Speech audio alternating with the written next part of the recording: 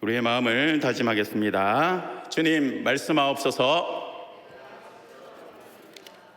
말씀대로 지켜 행하시는 우리 모두가 되시기를 주님의 이름으로 축복합니다. 저희는 2주 전부터, 지금부터 2주 전입니다. 2주 전부터 예수 그리스도의 세 가지 직분에 대해서 함께 묵상하고 있습니다. 예수 그리스도의 세 가지 직분이 무엇입니까? 첫 번째로는 선지자의 직분입니다. 그리고 두 번째는 제사장의 직분이죠. 그리고 마지막은 오늘 함께 생각해 볼 말씀이죠. 왕의 직분입니다. 예수님은 선지자로 오셔서 저와 여러분들에게 하나님의 뜻을 말씀하여 주시고 또 가르치시고 모든 죄를 지적하실 뿐만 아니라 하나님의 심판과 구원을 선포하셨습니다.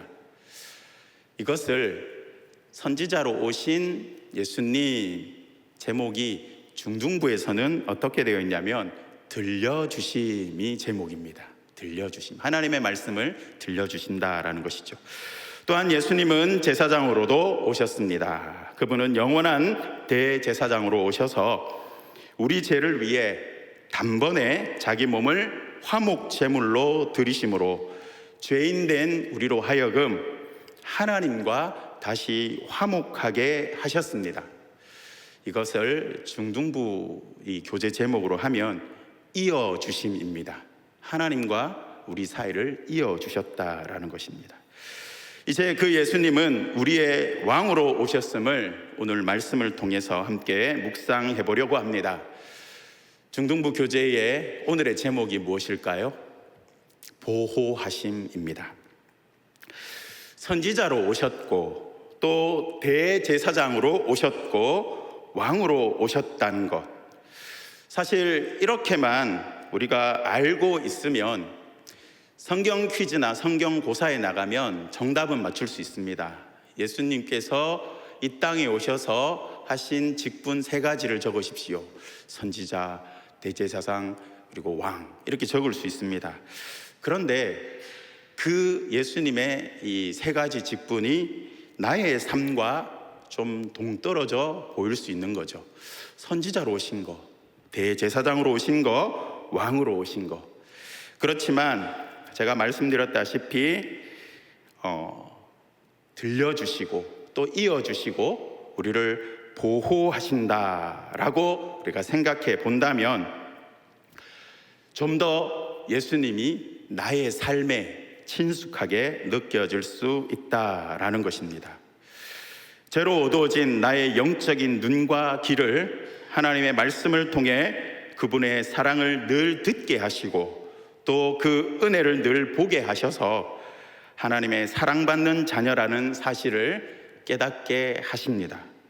또한 들려주실 뿐만 아니라 죄인이 하나님과 절대로 연합할 수 없는 영원한 죽음에 놓인 자들이었음에도 불구하고 나를 예수님께서 대제사장으로 오셔서 영원히 하나님과 화목하게 될 수 있도록 길을 열어주셨고 또한 하나님과 절대로 끊을 수 없는 사랑으로 이어주셨다라는 것입니다. 그런데 만약에 예수님께서 이 땅에 오셔서 들려주시고 이어만 주셨다면 우리 사람들은 어떻게 되었을까요? 우리 믿는 사람들은 어떻게 되었을까요? 하나님의 말씀을 늘 들려주셨습니다. 또한 단번에 십자가의 제사로 말미암아 하나님과 이어주셨습니다. 그런데 그리고 나서는 이 땅에선 우리가 그 믿음을 지키면서 살아가야 합니다. 그러니 거기까지만 했다면 제가 생각할 때는 아마 이 믿음을 지킬 수 있는 사람은 한 사람도 없을 것입니다. 왜냐하면 사단은 여전히 우리로 하여금 그 하나님의 사랑을 늘 의심하게 만듭니다. 어떻게 해요? 거짓으로 속삭입니다. 그러니까 사단이 하는 일은 늘 거짓말이에요. 그렇게 속삭일 뿐만 아니라 모든 사람들이 절대로 이길 수 없을 것 같은 죽음이라는 무시무시한 무기로 우리를 날마다 위협하고 있기 때문입니다. 우리가 죽음 앞에서 힘을 쓸 수 있습니까? 우리는 죽음 때문에 늘 두려워하는 것입니다.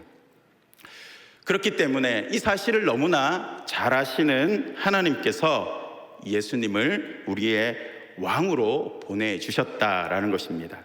예수님이 이 땅에 오셔서 이 왕의 직분을 우리에게 행하셨다라는 것이죠.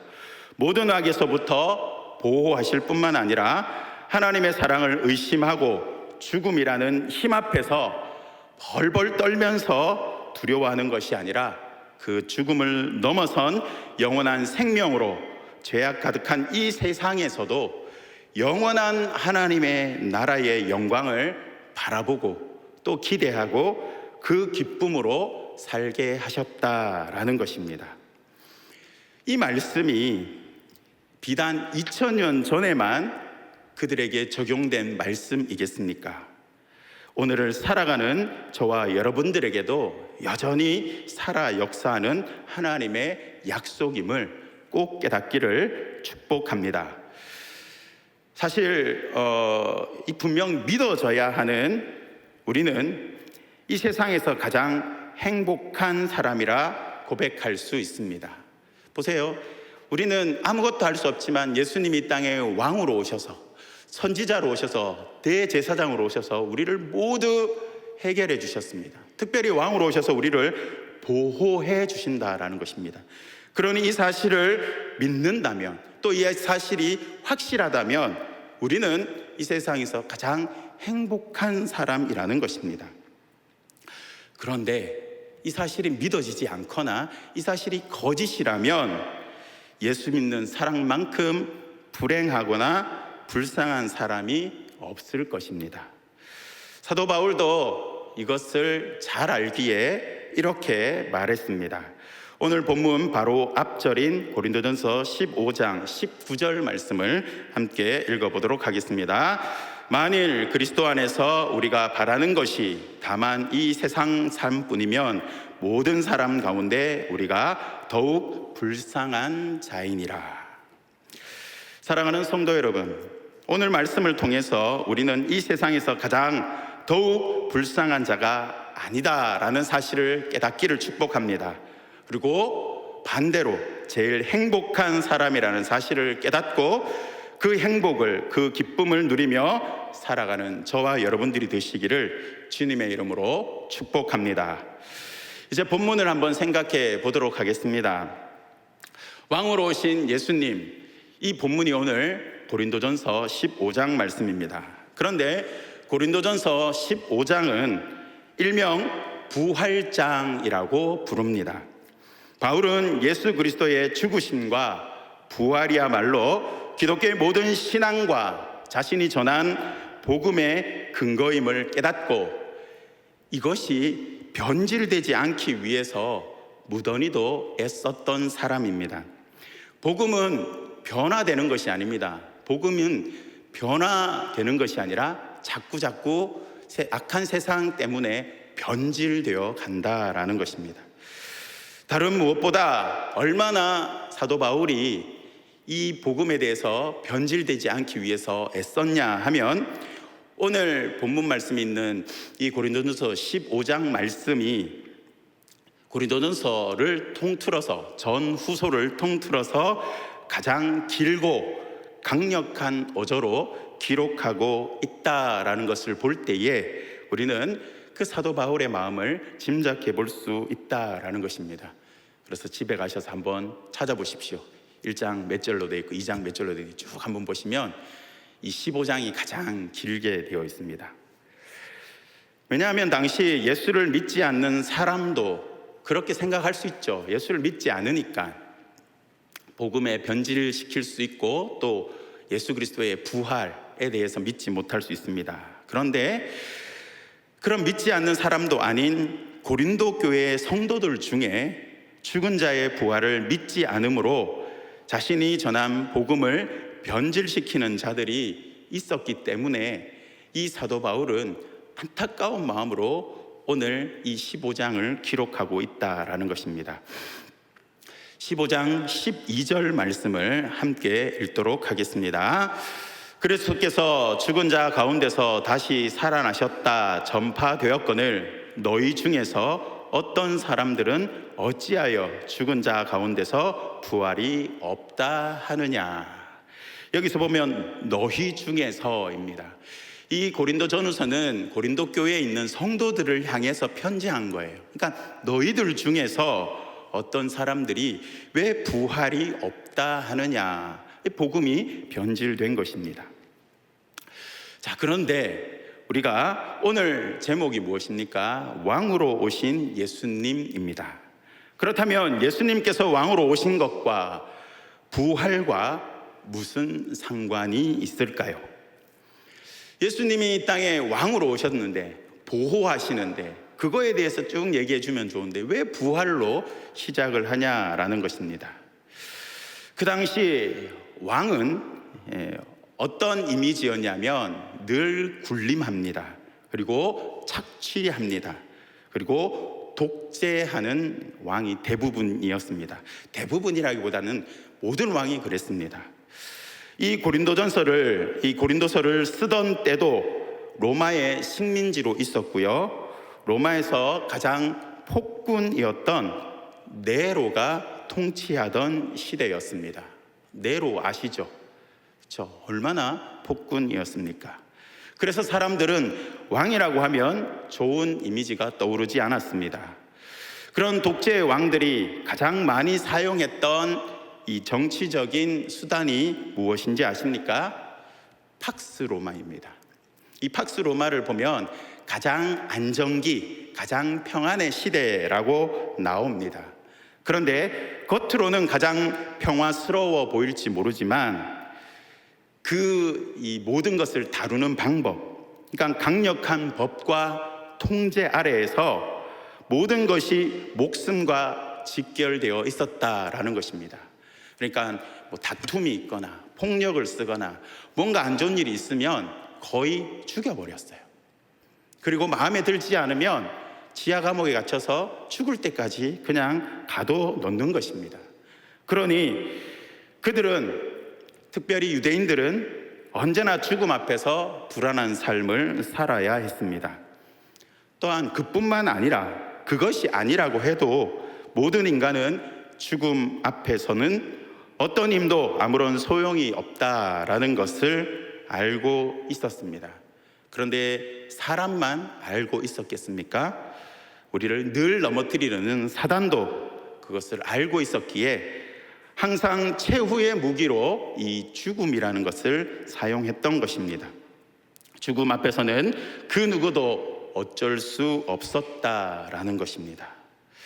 그런데 이 부활의 사건, 예수 그리스도의 이 부활하심이 그런 죽음을 이기시고 부활하신 예수 그리스도가 바로 우리의 왕이시다라는 것입니다.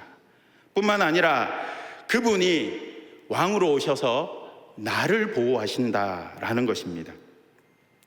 죽음에서 꼼짝 못하고 벌벌벌벌 떠는 우리들을 이 사단의 권세 아래에서 보호하시고 구원해 주셨을 뿐만 아니라 예수님이 다시 오시는 그날, 예수님이 다시 오셔서 이 땅의 마지막이 되는 그날에는 완전한 승리를 보장해 주시면 우리로 하여금 영원한 하나님의 나라의 백성으로 들어가게 하신다라는 강력한 메시지가 오늘 본문 말씀이라는 것입니다.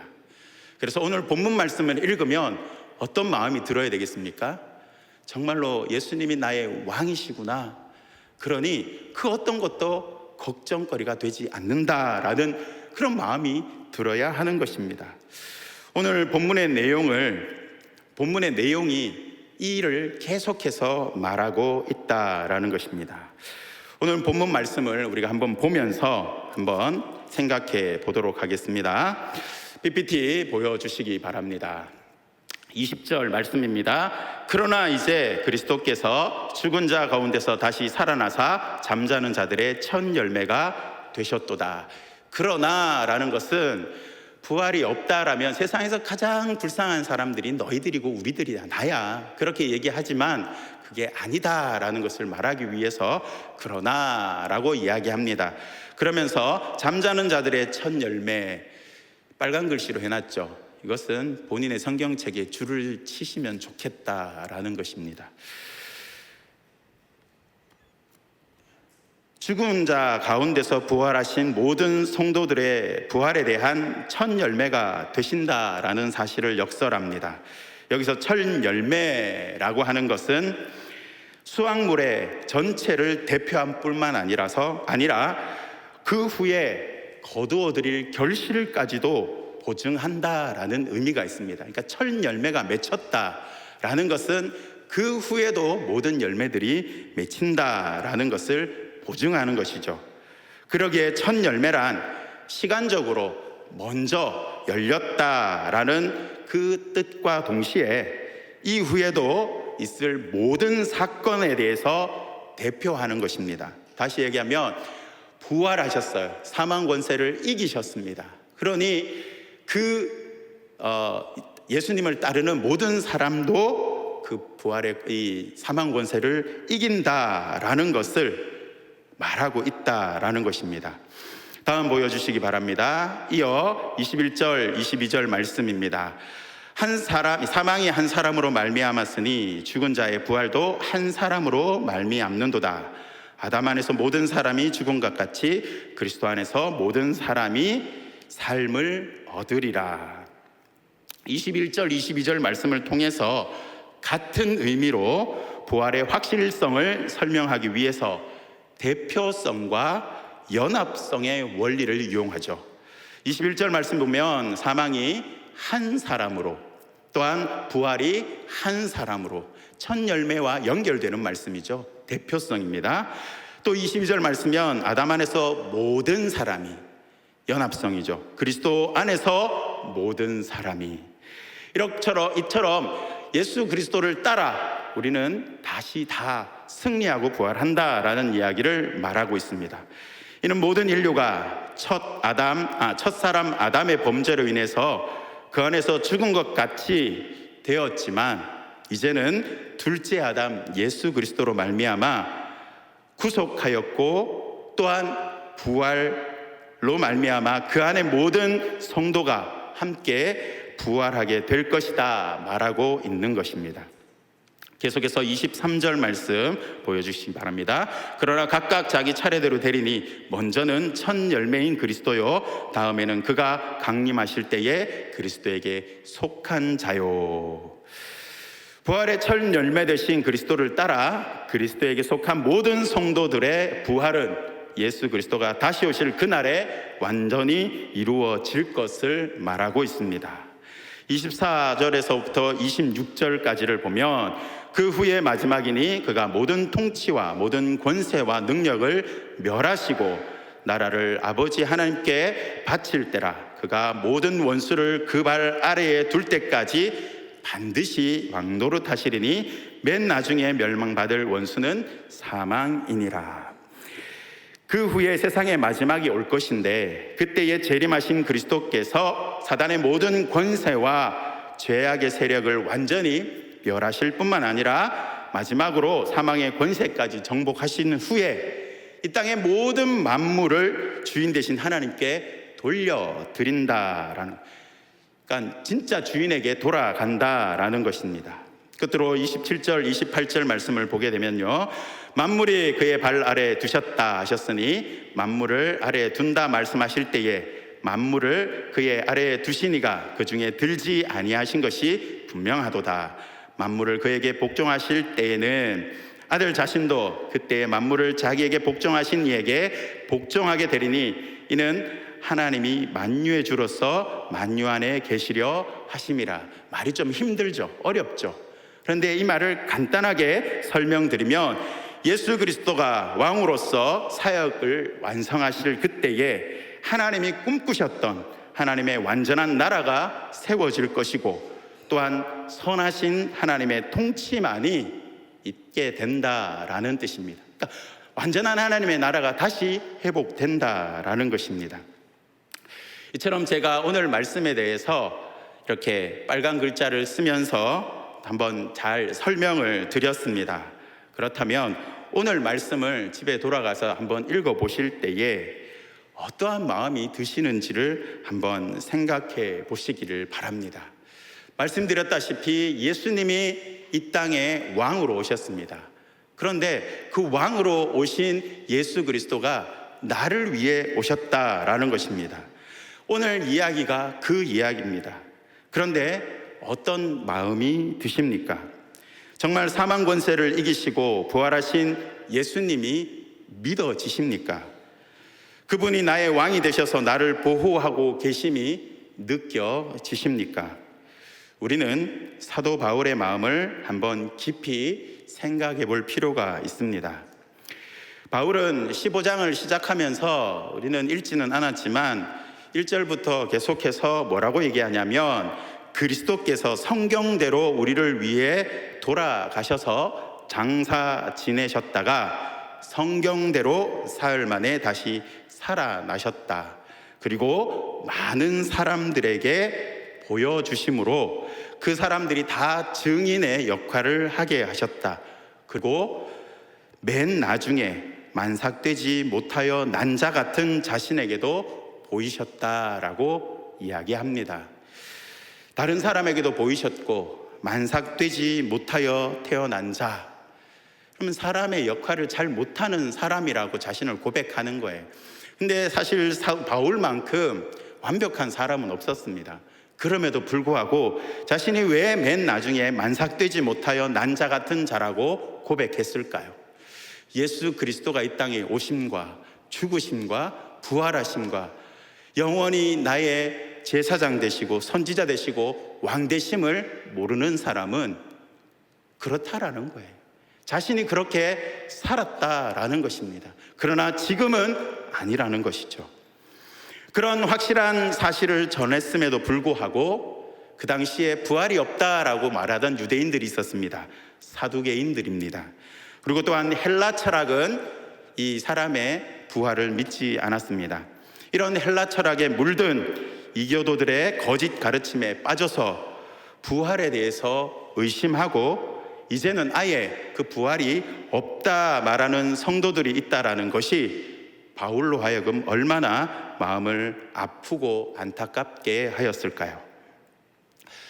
이때만 그렇다라는 게 아닙니다. 지금 이 성경이 오늘 우리에게 읽혀진다라는 것은 지금도 세상의 논리와 거짓 가르침으로 인해서 눈에 보이지 않는 하나님에 대해서 예수 그리스도에 대해 진짜 믿는 것이 아니다라는 것입니다. 부분적으로 믿거나 아니면 내가 믿고 싶은 것만 믿으려는 사람들이 너무나 많이 있는 것입니다. 세상 사람들을 말하는 것이 아니에요. 우리 교회 안에 믿는다라고 고백하는 성도들 중에 있다라는 것입니다. 오늘 본문에서 사도 바울이 말하는 대상이, 이 본문을 가지고 너희들은 꼭 알아야 된다라고 말하는 대상이 이런 성도들인 것입니다. 오늘 이 시간 예배를 드리는 우리 성일의 성도님들 중에 혹시 이런 분들은 계시지 않으십니까? 혹시 내가 이런 마음이 조금이라도 든다면 어떤 마음이죠? 내가 믿고 싶은 것만 믿는 거예요. 그리고 특별히 종교 생활은 하면 좋다라고 생각하면서 종교 생활 정도로 생각하고 신앙생활을 하시는 분들을 말합니다. 그런 분들이 계시다면 하나님 앞에 기도하시기를 바랍니다. 어떻게 기도해야 합니까? 믿음 없음을 용서하여 주시고 믿을 수 있도록 은혜를 베풀어 주옵소서. 사실 믿음도 하나님이 우리에게 주신 선물이거든요. 내가 아무리 믿고 싶어도 안 믿어질 때가 있다라는 겁니다. 그런데 내가 안 믿어지는 거 하고 내가 믿고 싶은 것만 믿겠다라고 하는 거는 조금 다르다라는 거예요. 정말 믿고 싶은데 못 믿겠다라고 하는 사람이 신약 성경에 보면은 도마가 나옵니다. 도마. 자기는 못 믿겠다라는 거죠. 그런데 예수님이 그 도마를 위해서 다시 한번 찾아오시잖아요. 그런데 지금 그 사실과 나는 너무 무관하게 살아가는 자, 조금 이것을 강력하게 얘기한다면 믿는 것이 아니라 그냥 믿어주는 사람들을 말합니다.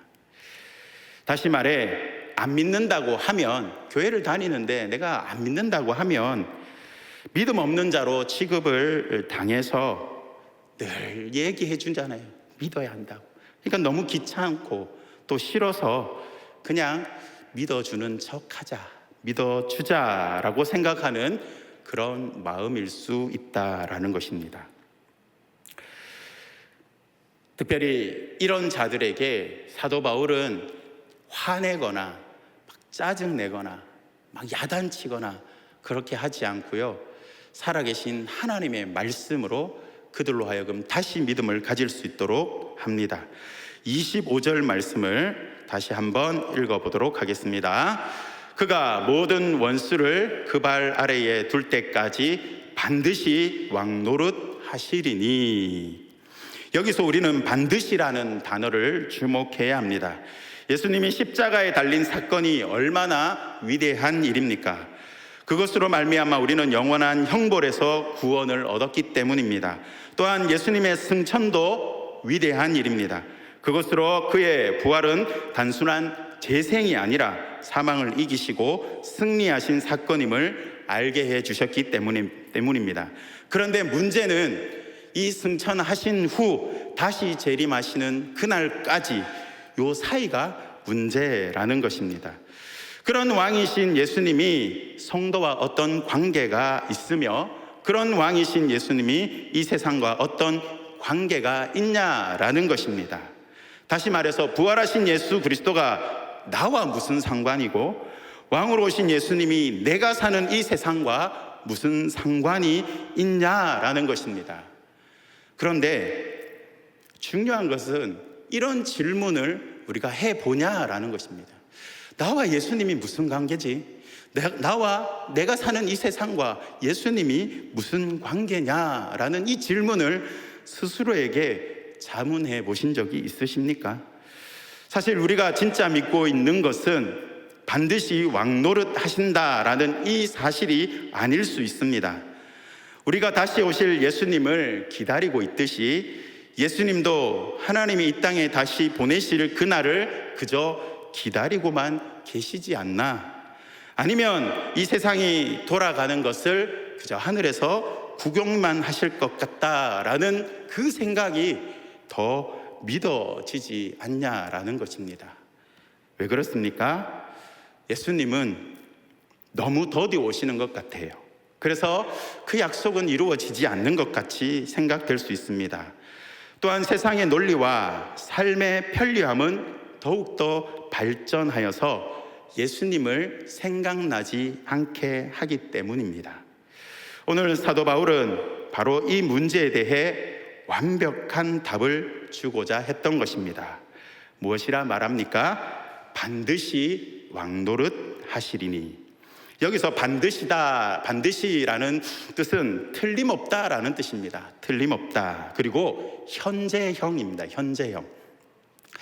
벌써 2000년 전에 쓰여진 이 성경인데 현재형으로 쓰였다라는 거죠.